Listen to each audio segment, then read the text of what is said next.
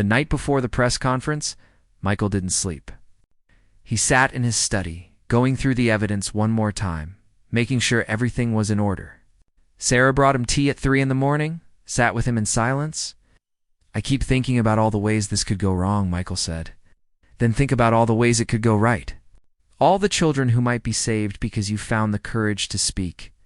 At 8:30 the next morning, Michael walked into a nondescript conference room in central London. Catherine was there, along with James and 3 other journalists from major publications. Television cameras lined the back wall. The room smelled like coffee and fear. "Last chance to back out," Catherine said quietly. Michael shook his head. "Let's do this." At 9 o'clock exactly, Catherine stepped up to the podium. "Good morning. Thank you for coming. Today we're going to present evidence of systematic child abuse involving members of the royal household. Government officials and prominent public figures spanning multiple decades." The room erupted. Questions shouted from every direction. Camera flashes exploding like lightning. Catherine held up her hand for silence. "We will present the evidence." Then Mr. Michael Thornton, a former royal guard with 23 years of exemplary service, will make a statement. After that, we'll take questions. For the next 40 minutes, Catherine systematically laid out the case. She showed photographs of the ledger, the financial records, the documented pattern of children entering and leaving the palace. She played the audio recording of Charles Pemberton discussing payments. She named names. The room was completely silent by the time she finished. Then Michael stood up. His legs felt weak, but his voice came out steady. "My name is Michael Thornton. For 23 years, I served as a royal guard at Buckingham Palace. I loved that job. I believed in what I was protecting. But 6 weeks ago, I discovered that behind the ceremony and tradition, terrible things were happening to children. And when I tried to investigate, I was threatened. My family was threatened." Paused, looking directly at the cameras. Somewhere out there, people were watching. The powerful men named in the evidence, they're lawyers, they're protectors. "I'm here today because someone has to speak for the children who can't speak for themselves, because silence protects predators, and because I refuse to be complicit anymore."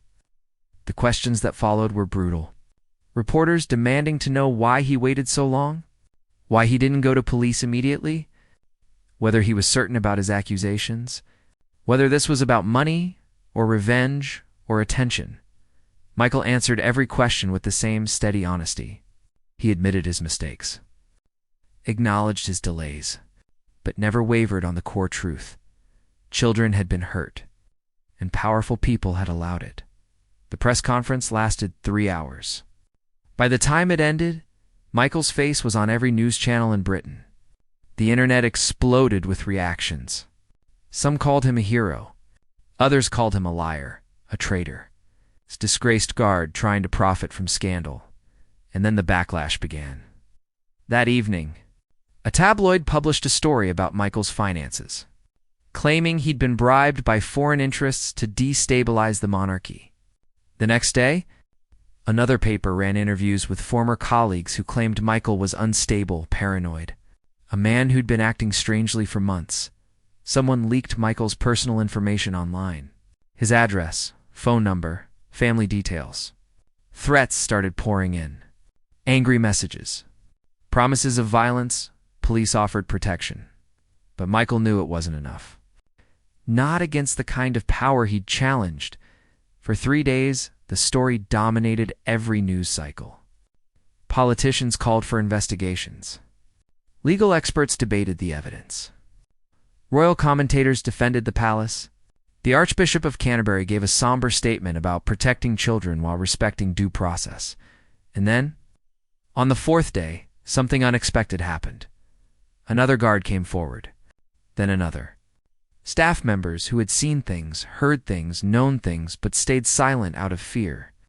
One by one, they added their voices to Michael's, corroborating details, providing additional evidence the dam had broken. Within a week, Scotland Yard announced formal investigations into multiple individuals named in Michael's evidence. 2 members of Parliament resigned. A high-ranking judge took sudden medical leave. The man at the center of it all, the one whose name appeared throughout that ledger, held a press conference denying everything. His lawyers threatened massive lawsuits. His allies in media and government rushed to his defense, but the evidence was too strong, too detailed, too corroborated by multiple witnesses. 3 weeks after Michael's press conference, the first arrests were made. Not the big names yet.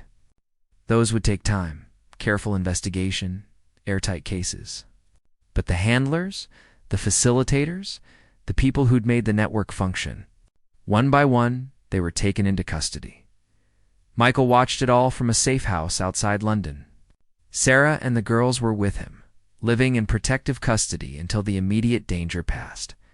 Emma spent hours scrolling through social media, reading comments, watching the story unfold in real time. "Dad," she said one evening, "some people are calling you the man who brought down the monarchy." Michael looked up from the report he'd been reading. "I didn't bring anything down. I just told the truth. What happens after that isn't up to me. But aren't you scared? About what they'll do to you? Every single day. But I'm more scared of what would have happened if I stayed silent." King Charles gave a televised address on a Thursday evening. He looked small behind the massive desk, diminished by the weight of his crown and the magnitude of the scandal. "I have failed," he said simply. "Failed in my duty to protect the most vulnerable. Failed to act when action was required. Failed to prioritize children's safety over institutional preservation. For this, I am profoundly sorry." He didn't resign. Not yet. But political pressure was mounting. Calls for the monarchy to be reformed, reduced, or eliminated entirely. The institution Michael had spent his adult life protecting was fracturing, possibly beyond repair. And yet, Michael felt no satisfaction, only a deep, heavy sadness. 1 month after the press conference, Catherine called Michael with news. They found the children, 12 of them in total, removed from dangerous situations. They're safe now, receiving care, therapy, protection. Michael sat down hard, his legs suddenly weak. 12 children, 12 lives saved. "Thank you," he managed to say. "Thank you," Catherine corrected. "None of this happens without you." That night, Michael allowed himself to cry for the first time since the whole ordeal began. Not tears of pain or fear, but release. Relief. The knowledge that despite everything he'd lost, everything he'd risked, it had mattered. Lily found him in the garden, eyes red. She sat down next to him without a word, just leaned her head against his shoulder the way she used to when she was small. "Are you okay, Dad?" "Yeah, sweetheart. I think I finally am." The trials would take years. The investigations would uncover things even Michael hadn't known about. The scandal would reshape British politics and society in ways no one could predict. And Michael's life would never be the same. He'd never work in security again. His name would always be associated with this moment. But 12 children were safe. 12 children who might have been hurt, or worse, were now protected. In the end, that was all that mattered. Michael stood up, put his arm around his daughter, and they walked back toward the house where his wife and other daughter were waiting. His family, safe. Together, he'd done what needed doing. He'd spoken when silence was easier. He'd risked everything for people he'd never met, children who would never know his name, and he'd do it again in a heartbeat, because that's what honor meant. Not ceremony or tradition or loyalty to crowns and titles, but the simple, difficult choice to protect those who couldn't protect themselves, even when it cost everything. Especially then. As they reached the door, Sarah was there, waiting. She pulled him into a hug, holding tight like she'd never let go. "I'm proud of you," she whispered. Michael held his family close and finally let himself believe that maybe, just maybe, he'd done the right thing. Not the easy thing. Not the safe thing, but the right thing. And in a world that often chose comfort over courage, it had to count for something. Charles turned away, walking to the window that overlooked the palace gardens. From this angle, Michael could see how his shoulders sagged. how his hands clasped behind his back in a gesture that looked more defensive than regal. "I didn't ask for this," Charles said, so quietly Michael almost didn't hear. "I inherited more than a crown. I inherited secrets, obligations, systems that were in place long before I took the throne. That doesn't make you innocent." Charles flinched, but didn't turn around. "No, I suppose it doesn't." He was silent for a long moment. "Those children? You saw them? Yes? And you're certain about what was happening?" "Your Majesty, I saw photographs that would make any decent person sick. I heard conversations about payment for services. I watched children walk into private chambers looking terrified and walk out looking broken. I'm not certain. I'm absolutely positive." Charles finally turned. His face looked older now, carved with lines that cosmetics and official portraits usually hid. "If you do this, you'll tear apart more than just me.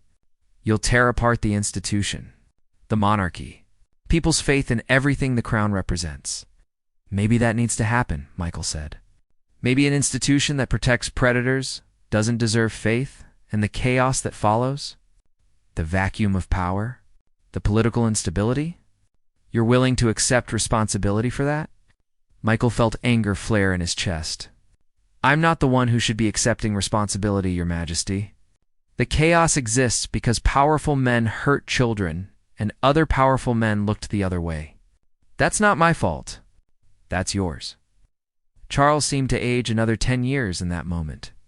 He walked to a chair and sat down heavily, all pretense of royal bearing gone. For a moment, he was just an old man carrying impossible weight. "They told me it was managed," he said, almost to himself, "that the situation was under control, that no one would get hurt. I was foolish enough to believe them. Children got hurt. Children are still getting hurt. I know." Charles looked up at Michael, and there were tears in his eyes. Actual tears. "God help me, I know. And I've tried to stop it. But the network is larger than me, more powerful than me. When I tried to intervene, I was reminded of scandals they could expose, secrets they could reveal. They made it clear that cooperation was my only option." Michael felt his anger waver slightly. This wasn't the monster he'd expected. This was a weak man, a complicit man, but also a trapped one. "You're the king," Michael said. "You have power others can only dream of. I have a title. The power belongs to people you'll never see, who operate in shadows I can't reach." Charles wiped his eyes, seeming to realize how undignified the gesture was. "But you're right. I should have done more. Should have risked more. Those children deserved better than my cowardice." He stood up, straightened his jacket, and some of that royal composure returned. "What happens now? Now, I walk out of here. Tomorrow, the evidence goes public, and whatever comes after that is for the courts and the public to decide." Charles nodded slowly. "The man who organized everything, the name in those ledgers. You found him?" It wasn't a question. "Yes, he'll deny everything. He has resources beyond imagination. Lawyers, politicians, media control. He'll make you look like a conspiracy theorist. Maybe, but the evidence doesn't lie." Charles walked to a desk, pulled out a sealed envelope. He held it for a moment, seeming to debate with himself, then handed it to Michael. "This contains names. People who can corroborate what you've found. Witnesses who were too afraid to speak before, but might be willing now if someone else goes first." He paused. "They're not innocent. Some of them participated, but they also have information that could bring down the whole network." Michael took the envelope, suspicious. "Why are you helping me?" "Because I'm tired," Charles said simply. "Tired of living with this. Tired of being complicit. And because maybe, if this all comes out, if the truth finally surfaces, those children might actually be safe. Maybe that's worth whatever happens to me." Michael studied the king's face, looking for deception, for manipulation. But all he saw was exhaustion and something that looked like relief. "This doesn't excuse what you've done," Michael said, "or what you've allowed. I know, but perhaps it's a start toward atonement." Charles held out his hand. "For what it's worth, Mr. Thornton, you're the kind of man we should have had more of in these halls. The kind who remembers that honor is more than ceremony. Michael didn't take the hand. He couldn't. Not yet. Instead, he set his resignation letter on the desk, placed his hat beside it, and walked toward the door. Mr. Thornton, Charles called after him. Michael paused but didn't turn. Be careful. The man you're going after doesn't lose. Ever. He's been untouchable for 50 years. He has connections in every level of government, every major institution. He'll come after you with everything he has. Let him try. Michael walked out of that room, through the palace corridors one last time, past guards he'd served with for decades. Some nodded to him. Others looked away, perhaps sensing that something had changed, that the invisible line separating them had somehow shifted. He walked out of Buckingham Palace into the cold London afternoon. No longer a royal guard, no longer bound by oaths of silence. Just a man with evidence of crimes and the determination to see justice done. His phone buzzed. A text from Catherine. Tomorrow morning, 9 a.m. Press conference. Are you ready? Michael looked back at the palace one last time. Those golden gates, those ancient stones. All that history and tradition and power, built on secrets and maintained through silence. He texted back, ready. But as he drove home, part of him wondered if anyone was ever really ready to fight the kind of evil that had survived for generations. The kind that knew how to adapt, how to survive, how to make whistleblowers disappear. The kind that was probably already planning its response. When he arrived home, Sarah and the girls were waiting in the living room. They'd seen the news coverage beginning, the first hints that something big was coming. Emma's eyes were wide. Lily looked scared. Dad, what's happening? Michael sat down between his daughters, put his arms around them both. Something hard. Something necessary. And I need you all to know that whatever comes next, I did it because I love you. Because I want you to live in a world where children are protected, not hurt. Are we in danger? Lily asked in a small voice. Michael looked at Sarah over their daughters' heads. She nodded slightly, giving him permission to tell the truth. Maybe for a little while. But we're going to be brave together. The ledger was old, leather-bound, its pages yellowed with age. Some entries dated back to the 1980s. Others were more recent. Updated in different hands, but maintaining the same careful records, names, dates, amounts, locations, and at the center of it all, the same signature appeared over and over, not as a participant. As an organizer, a protector, Michael had served the crown for 23 years. He had taken an oath. He had believed deeply in the institution he protected. But this wasn't about the crown anymore. This was about children who had no voice. About power used to destroy rather than protect. He finished photographing the ledger and carefully returned it to its place. His heart was racing so fast, he felt dizzy. This was it. This was the evidence that couldn't be explained away or buried, but it was also the evidence that would make him the most dangerous person in Britain. The next morning, Michael met Catherine at a small cafe in South London. He arrived early, sat in the corner with his back to the wall, watched every person who entered. Paranoia had become his constant companion. Catherine arrived exactly on time. She ordered tea, sat down across from him, and waited. Michael slid the encrypted phone across the table. It's all there, he said quietly. Everything. Catherine reviewed the photos in silence, her expression growing darker with each image. When she finally looked up, her face was pale. Do you understand what you've given me? Yes. This goes beyond scandal, Michael. This is conspiracy on a massive scale. Decades of abuse, covered up at the highest levels. If this gets out when it gets out, Michael interrupted. Catherine nodded slowly. When it gets out, there will be consequences none of us can predict. Investigations, arrests, maybe trials. But also chaos. The monarchy could fall. The government could collapse. People will look for someone to blame and they'll find you first.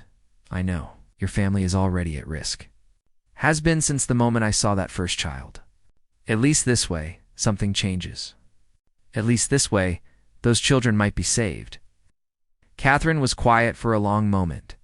Then she reached across the table and put her hand over his. "You're a brave man, Michael Thornton. A foolish one, maybe, but brave." She left the cafe first. Michael waited 10 minutes, finished his cold coffee, then walked out into the gray London morning. He had one more shift at the palace, one more day wearing the uniform.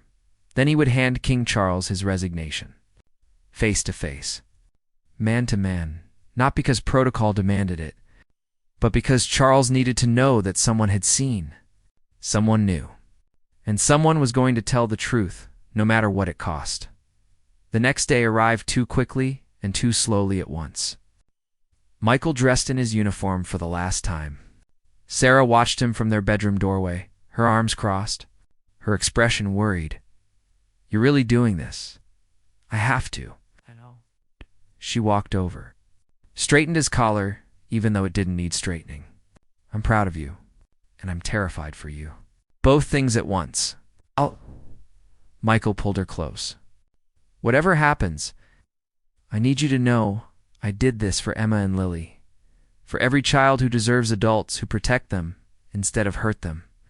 "I know," Sarah whispered. "Just come home to us. Whatever else happens, come home." The drive to Buckingham Palace felt longer than usual. Michael parked, walked through security, nodded at colleagues he might never see again. The envelope in his jacket pocket seemed to burn against his chest. His shift started normally. Morning briefing, position assignments, the usual routines. But at 11 o'clock, Michael did something he had never done in 23 years of service. He requested a private audience with King Charles. Captain Reynolds looked at him like he'd lost his mind. "You want what?" "5 minutes with His Majesty. It's urgent." "Guardsmen don't request audiences, Thornton. That's not how this works." "I'm aware of protocol, sir. But this can't wait, and it needs to be said directly." Something in Michael's tone must have convinced Reynolds, because he didn't argue further, just shook his head and picked up the phone. 20 minutes later, Michael was escorted to a private sitting room, smaller than the formal chambers, more intimate, the kind of place where real conversations happened instead of ceremonial ones. King Charles entered through a side door. He looked older up close, tired in a way the official photographs never showed. He regarded Michael with curiosity and perhaps a touch of concern. Captain Reynolds said this was urgent. "I hope there's no security concern?" Michael removed his ceremonial hat, held it against his chest. "No, Your Majesty. No security concern? I'm here to tender my resignation." Charles's expression shifted to surprise. "After 23 years, may I ask why?" This was the moment. The point of no return. Michael could still back out, could make up some excuse about family or health or career change, could walk away and let someone else fight this battle. But then, he thought about that little boy with the red eyes. And he thought about Emma asking what he would do if he knew something bad was happening. "Because I've seen what happens behind closed doors, Your Majesty, and I can't stand guard over it anymore." The room went very still. Charles's expression didn't change, but something behind his eyes did. A flash of understanding. Or maybe fear. "I'm not sure what you're implying, Mr. Thornton." "I'm not implying anything, sir. I'm stating facts. Children have been hurt in this palace. Under your watch, and powerful men have been protected while those children suffered." Charles took a step back. For a moment he looked almost human, vulnerable. Then his training reasserted itself, that royal composure settling back into place like armor. "Those are very serious accusations. Do you have any proof of these claims?" "Yes, sir. I do. Photographs, documents, recordings, and tomorrow morning. Those will be given to people who can actually do something about it. You realize this is treason." "This is testimony." A silence stretched between them. Two men in a small room, separated by duty and class and terrible knowledge. Finally, Charles spoke, and his voice was quiet, almost sad. "You won't survive this. You understand that, don't you? They'll destroy you. They'll try. But I'm not doing this to survive, sir. I'm doing this because someone has to. Fear does strange things to a person. It can make you smaller, quieter, invisible, or it can burn away everything except the truth you're trying to protect. For Michael, it did both. He stopped his investigation, deleted the photos from his phone, tore up the notebook, and flushed the pieces down the toilet. He went back to work with his head down, his mouth shut, his eyes looking at nothing but the floor in front of him. For 3 days, he was the perfect guard again, silent, obedient, blind. But at night, he couldn't breathe. Sarah found him on the bathroom floor at 2 a.m, gasping for air, his chest tight like something was crushing him from the inside. Panic attack, the doctor said. Stress, prescribed medication, and rest. But medicine couldn't fix what was broken. Rest couldn't erase what he knew. On the 4th night, Emma came to him. His 16-year-old daughter, who usually couldn't be bothered to talk to her parents about anything deeper than what was for dinner. She sat down next to him on the couch while Sarah and Lily were asleep upstairs. "Dad, what's wrong?" Her voice was small, worried, in a way that made Michael's heart ache. "Nothing, sweetheart. Just work stress. You're lying." She said it matter-of-factly, not accusing. "Just stating truth. You've been different for weeks. Mom's scared. Lily keeps asking me if you're sick." Michael looked at his daughter. Really looked at her. 16 years old, with Sarah's eyes and his stubborn chin. Still young enough to believe the world was mostly good, that adults mostly did the right thing. If you knew something bad was happening, Michael asked carefully, something really bad, but telling anyone would put our family in danger, what would you do? Emma was quiet for a long moment. When she finally spoke, her voice was steady. "I think I'd want my dad to do what was right, even if it was scary, because that's what you always taught us." Something inside Michael broke open. Or maybe it healed. He wasn't sure which. The next morning, he called James again. "I'm back in. Whatever it takes, are you sure?" After that phone call, "That's exactly why I'm sure. They threatened my daughters, James. They think that makes me weak. But they just gave me a reason to make sure they never hurt another child again." James was quiet for a moment. "Okay, but we do this carefully, and we do it right." They met twice more over the next week, always in different locations. James brought someone with him the second time. A woman named Catherine Reeves. It's a lawyer who specialized in cases involving government corruption and abuse. She was in her 50s, gray-haired and sharpened, with the kind of presence that made people sit up straighter. Michael laid out everything he remembered, everything he had seen before destroying his evidence. Catherine listened without interrupting. When he finished, she was quiet for a long time. "This is bigger than you understand," she finally said. "What you're describing isn't just criminal. It's a network. These things don't happen in isolation. There are handlers, facilitators, people who arrange and cover up. And if the Crown is involved, even peripherally, the protections in place are immense." "So it's impossible," Michael said flatly. "No, just very, very difficult." Catherine leaned forward. "But here's what I need you to understand. If we do this, if we go after these people, your life will never be the same. Win or lose, you will be destroyed. Your reputation, your career, probably your marriage. They will dig up every mistake you've ever made and broadcast it to the world. They will call you a liar, a fantasist, a disgruntled employee with an axe to grind. I know. Do you? Because I've seen strong men crumble under less. I've seen families torn apart. I've seen people lose everything and end up with nothing but regret." Michael thought about those children's faces. The boy with red eyes. The photographs on that desk. The voice on the phone threatening his daughters. "I don't care what happens to me," he said. "But those children don't have anyone else. Someone has to speak for them." Catherine studied him for a long moment, then nodded. "Then we need evidence. Real evidence. Something that can't be dismissed or explained away." "I destroyed everything I had." "Then you'll have to get it again. But this time, we do it properly, with safeguards. with multiple copies stored in multiple locations, and with an exit strategy for you and your family. Over the next 2 weeks, Michael became a ghost in his own life. He went through the motions at work, smiled at his family at home, but every spare moment was devoted to the investigation. Catherine provided him with a secure phone, encrypted. James taught him how to photograph documents properly, how to record conversations without being obvious. It was exhausting, terrifying every day. Michael expected to be caught, to hear that calm voice on the phone again, to come home and find something terrible had happened. But slowly, carefully, he rebuilt the case. Better this time. More thorough. He recorded a conversation between the king and Charles Pemberton, discussing payment schedules for services rendered. He photographed financial records showing money moving through offshore accounts. He documented the pattern of visits, the same children appearing month after month, growing quieter and more withdrawn each time. And then, 3 weeks into his renewed investigation, Michael found something that changed everything: a name in an old ledger. Tucked away in a storage room he accessed during a late-night shift.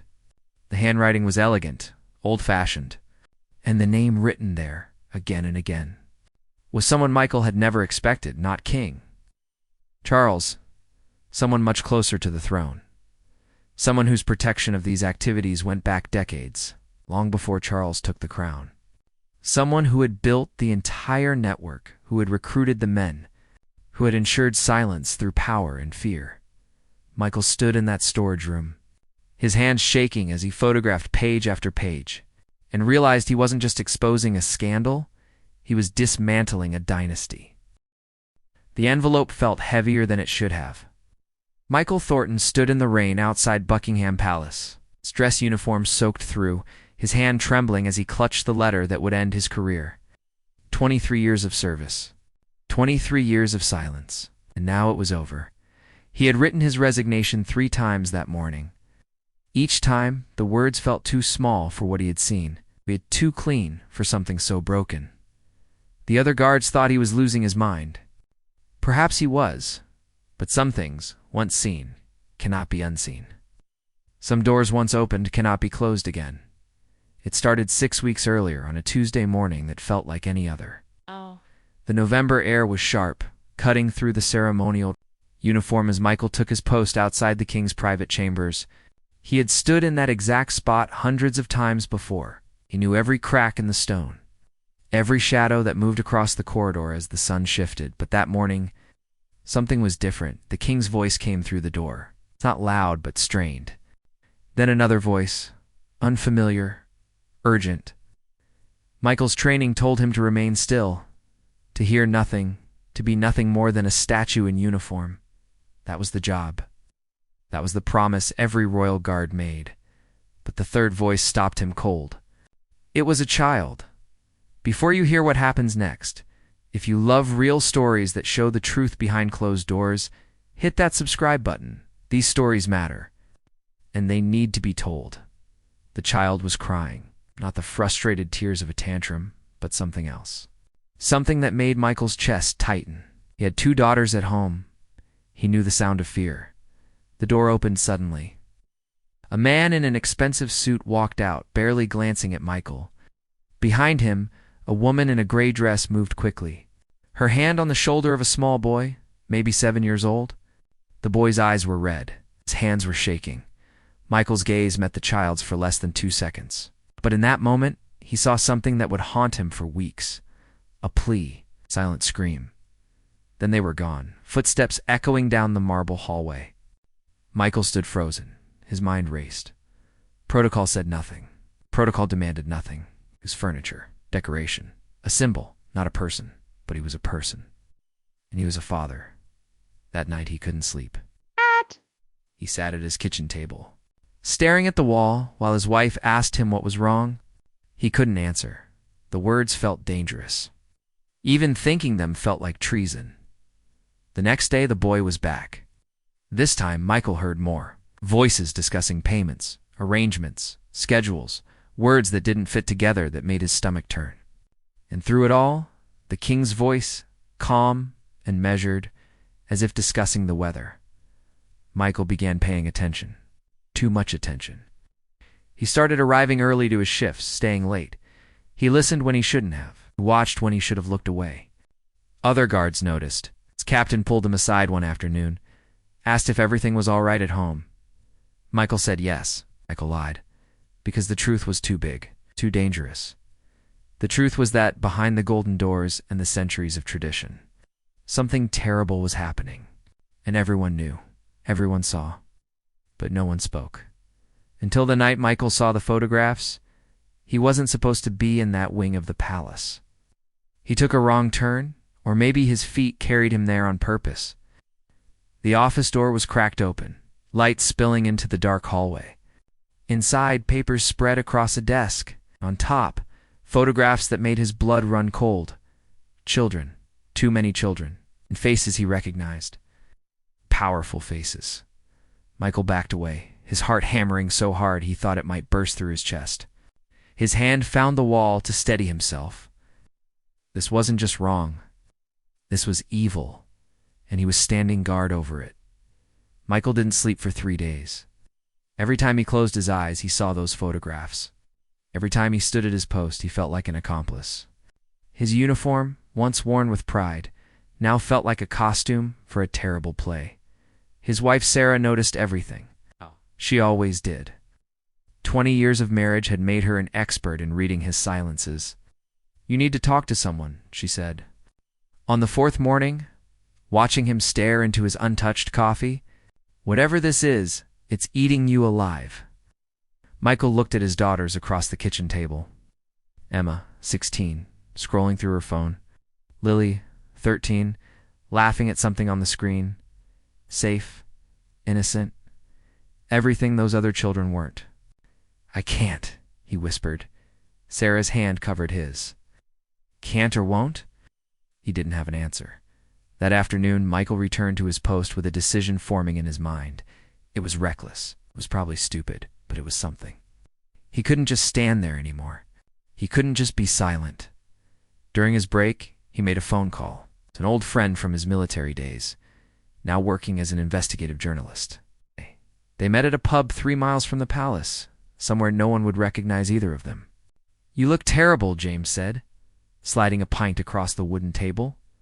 Michael didn't touch it. Instead, he talked, carefully, vaguely, dancing around details, but painting enough of a picture that James's expression shifted from concern to alarm. "Do you understand what you're telling me?" James asked quietly. "Do you understand what this means?" "I understand that children are being hurt and powerful people are making it happen." James leaned back, running his hand through his hair. "You have proof?" "I saw photographs, documents, I heard conversations." "That's not proof, Michael. It's your word against the crown, against people with unlimited resources and lawyers who could bury you so deep you'd never see sunlight again." Michael felt something inside him crack. "So, what am I supposed to do?" "Nothing. Just keep standing there while I'm not saying that." James's voice was firm but kind. "I'm saying you need to be smart. If this is real, if this is what you think it is, going in without evidence is suicide. They'll call you crazy. They'll destroy your reputation, your family, and those children. They'll still be trapped." The truth of it settled over Michael like cold water. James was right. He had seen something horrible, but seeing wasn't enough. Not against people who controlled narratives, who had centuries of practice hiding scandals. "What do I do?" Michael asked, and for the first time in weeks, he felt like himself again. Not helpless, not frozen. Just a man trying to figure out the right path through impossible darkness. James thought for a long moment. You document everything. Dates, times, names, faces. You become a witness, not just a guard. And when you have enough, when you have something that can't be dismissed, you bring it to me. We'll find someone who can do something with it. Michael nodded. It wasn't much of a plan, but it was something. The next 3 weeks were the longest of his life. He carried a small notebook hidden in his jacket. During breaks, in bathroom stalls, in quiet corners of the palace, he wrote everything down. Every suspicious meeting, every unfamiliar face. Every time that door opened and a child walked through, he learned names. Charles Pemberton, a member of Parliament. David Ashford, a high-ranking judge. Marcus Feldman, a media executive. Men whose faces appeared on television, in newspapers, at charity galas. Men who smiled for cameras and gave speeches about protecting the vulnerable. Men who visited the king's private chambers late at night. Michael photographed documents when he could, using his phone in quick, terrified bursts. His hands shook so badly that half the images came out blurred, but some were clear enough. Financial records, flight manifests, lists of names. Other guards started noticing his behavior. Captain Reynolds called him into his office on a Tuesday afternoon. "You're making people nervous, Thornton," Reynolds said, his tone more concerned than angry. "Taking extra shifts, asking questions, wandering into areas that aren't your assignment." Michael kept his expression neutral. "Just trying to be thorough, sir." Reynolds studied him for a long moment. "Is there something you want to tell me?" It was a test. Michael could feel it, a chance to speak or a trap waiting to close. He thought about those photographs locked in his phone, the notebook hidden in his bedroom drawer, his family. "No, sir. Everything's fine." Reynolds didn't look convinced, but he nodded. "Take a few days off. You look exhausted. Spend some time with your family." It wasn't a suggestion. Michael spent those days organizing everything he had collected, laying it out on his bedroom floor when Sarah and the girls were out, creating a timeline, finding patterns, building a case that couldn't be ignored. On the third day, his phone rang. Unknown number. "Stop asking questions," a voice said. Mail.com. The kind of calm that carried more threat than any scream. "You have a family, Michael. 2 beautiful daughters. Would be a shame if something happened to them." The line went dead. Michael sat down hard on his bed, his whole body shaking. They knew. Someone had been watching him watch them.